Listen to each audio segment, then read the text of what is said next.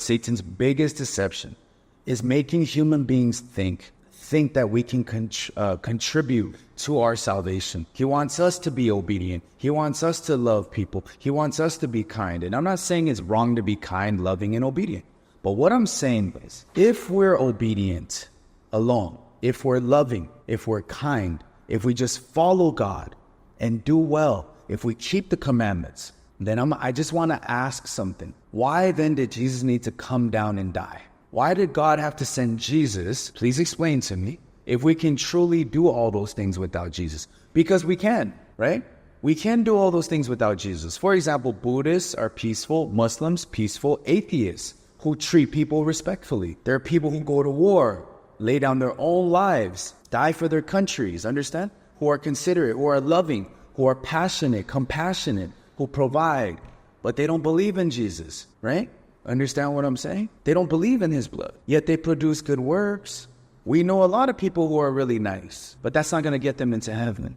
Being nice is not going to get you into heaven. Being obedient is not going to get you into heaven. Your works is not going to get you into heaven. This is proof that God doesn't accept our works, but his standard of good and his standard of work, which is only Jesus. The reason why the chief baker was condemned was because his work could not save him, but he thought it could. Think about Cain and Abel.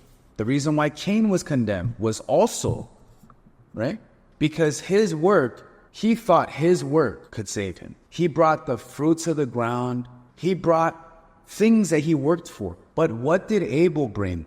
Abel just brought the land, aka Jesus. Makes sense? Hallelujah. I want you guys to understand that God doesn't ever try to do works. He doesn't want you to do works. Cain did the same thing the chief baker did.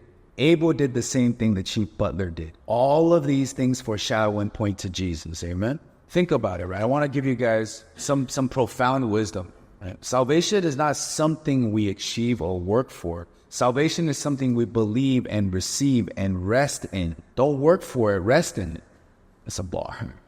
Right? Imagine trying to bring your homemade bread to a feast where it's like of only the finest delicacies, let's say, right? Bringing your homemade bread to a feast, a restaurant that serves the finest delicacy. Even if you try your best to make this bread, ultimately, it's not going to be what the host desires. It's not going to be as good as the 5-star Michelin restaurant that's making it. Understand what I'm saying? You guys agree, right? It's the same thing. God, he's not looking for what we can bake. He's looking for the true bread, which is Jesus. He doesn't want your bread. He wants the true bread. Salvation only comes, guys, through the blood of Jesus.